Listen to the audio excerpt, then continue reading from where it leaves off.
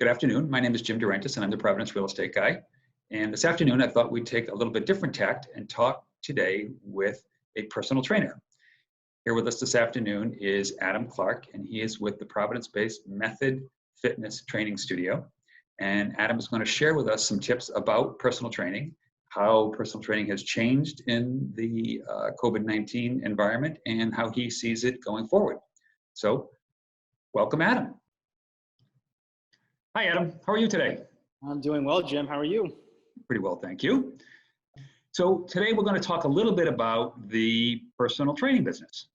Sure. And I'm excited to hear from you as my personal trainer for these past 10 plus years.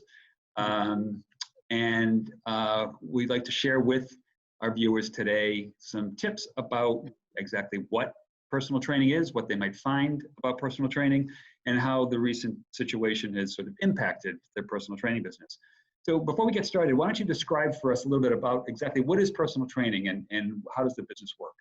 Sure. So personal training is it's a trainer and a client working one-on-one in a gym setting, going over a specified resistance training exercise program generally. And the programming is designed to fit whatever the client's individual needs are. And sometimes the goals are very specific, and sometimes the goals are a little bit more broad. An example is just getting stronger, improving mobility, or recovering from an injury.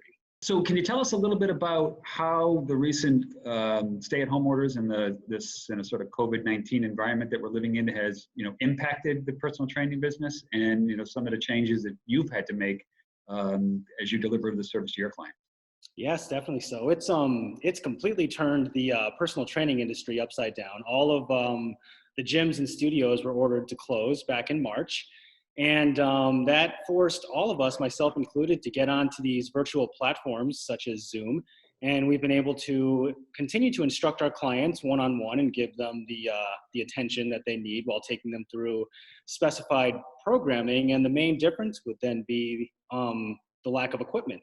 So as a trainer, I've just had to become a little bit more creative and think outside of the box, and mainly incorporating more calisthenic work, more mobility and flexibility work as well as resistance training still while using body weight. So the client would presumably have the body weights at their home as they're going over the routine with you? Right. So some clients do have minimal equipment. And then actually in terms of body weight, I just meant using your own body. So I see. Yeah, doing squats or push-ups with no extra resistance, and then just learning how to integrate those exercises with others to still provide the appropriate load and challenge for the body to continue to improve and get stronger. Yeah, great. Have the clients accepted the new methods? Have they sort of adjusted to this? Yeah, we're about 8 weeks in now, and all of my clients have certainly adjusted. I had to persuade them a little bit at first, but I think the main advantage I had was that people understood that this was their only option. And, when I had to approach clients about switching over to this virtual method, I just had to be incredibly specific about what I was going to be doing with them. We're going to be doing A, B, and C in this virtual program today. I have 8 to 12 exercises lined up for you. None of them require equipment. And I just had to sell it and make it sound very easy, but also effective. And again, like I said, I think the main leverage point I had was that people had no other option at the time. No other options, yeah. Well,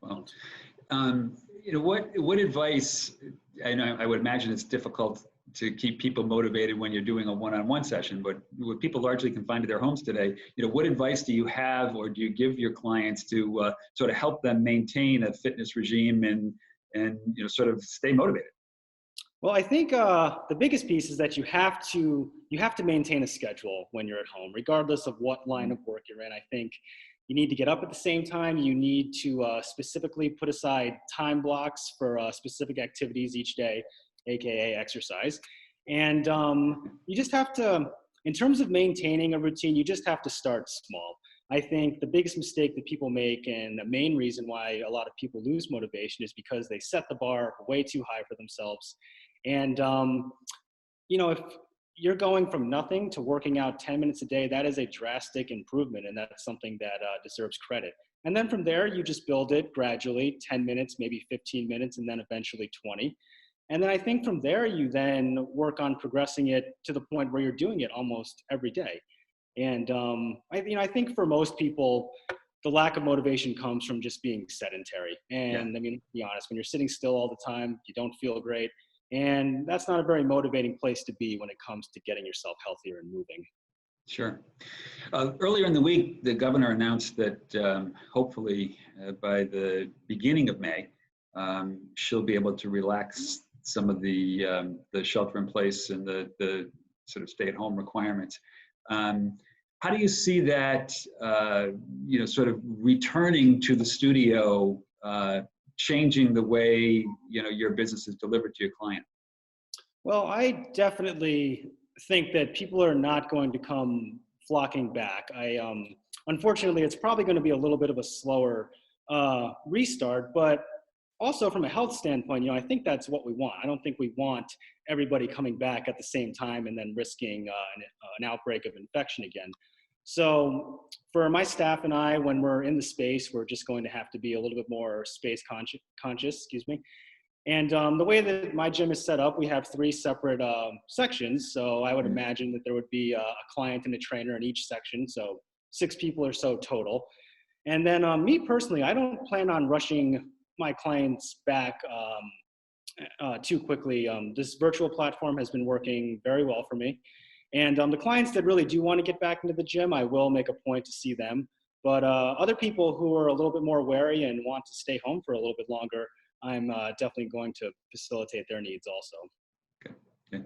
Do you see this changing permanently the way you deliver personal training going forward? As people become, sort of more accustomed and feel maybe safer, if that's the best word. Do you think that there'll be some combination of, virtual and in-studio training, or do you think it'll just go back to what it was? Oh, I think there's certainly potential for a little bit of change, and I'd like to call it growth also.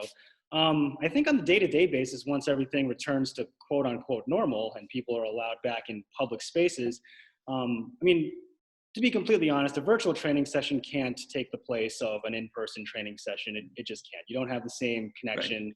And, but I think for me, mainly what I'm envisioning is that now when I have clients who are traveling for extended periods of time or who end up moving away, I'll be able to keep in touch with them and keep them on a training program as well, which we will both obviously benefit from.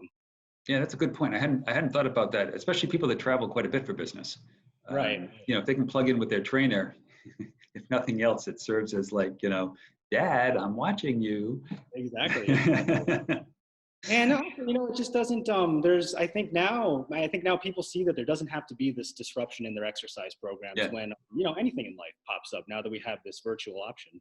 Yeah, that's a good point. Good point. I, on the other hand, cannot wait to go back to the studio. I totally understand, Jim. So we're still in the largely confined to our homes. And it's difficult in the best of times to, maintain a healthy lifestyle and to, sort of do the things that we know are good for us. What tips and advice can you share with our viewers today that could help them, maintain, a healthier lifestyle, or perhaps, embark on a healthier lifestyle? Yeah, great question. Well, I'm going to go back to saying start small. And all of those little steps will eventually equal something bigger if you stick with them. So I think my main tips would be 1, to drink as much water as you can. So many people are dehydrated throughout the day.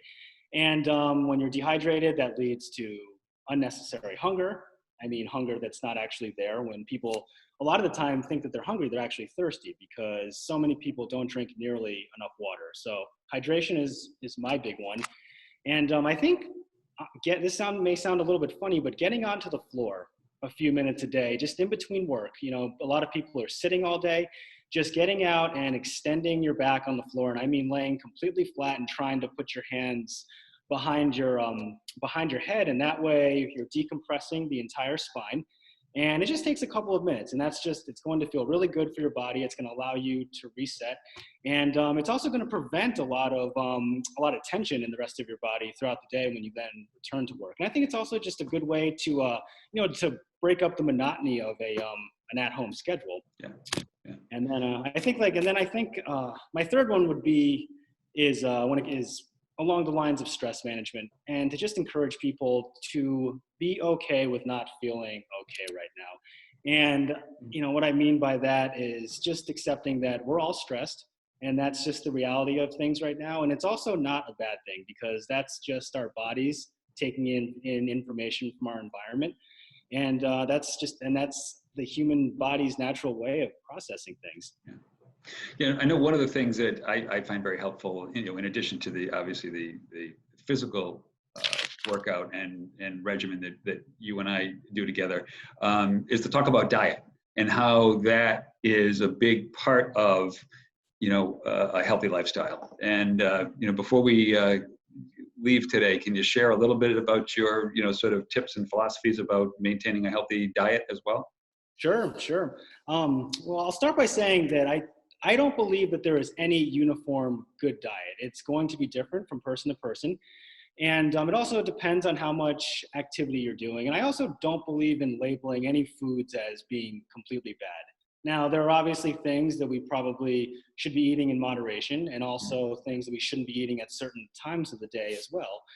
But I think in a nutshell, the way that I sum up a healthy diet is by, we'll get scientific for a moment, getting your protein, getting your carbohydrate, and then getting your vegetables at every single meal, having 3 balanced meals a day. And again, going back to hydration, making sure that you're staying hydrated. And that way you're not getting your appetite to that point where it's spiking and you have that ravenous appetite that cannot be satisfied. And that's a lot of the time where a lot of people mess up, and they end up then, binge eating or eating things that they shouldn't be. And then, you go through a couple of days of that, and you'd be surprised how quickly motivation goes down the drain. Yeah. So it sounds like consistency, moderation, and then don't beat yourself up if you fall off the wagon. Yeah, man, just be a human being and just try your best. Again, little steps, they all count. And just give yourself a little bit of grace in this time also. Terrific. Well, Adam, thank you very much for your time today. We sincerely appreciate it. And I look forward to seeing you in the studio soon. Thank you, Jim. Likewise. So there you have it. Thank you very much, Adam. We appreciate your time today. And thank you very much. That was very helpful information. And hopefully those folks that are considering a personal trainer or a sort of a healthier lifestyle learned a few tips today to help them on their journey. Thank you very much. My name is Jim Durantis. I'm the Providence Real Estate Guy, and I appreciate your time.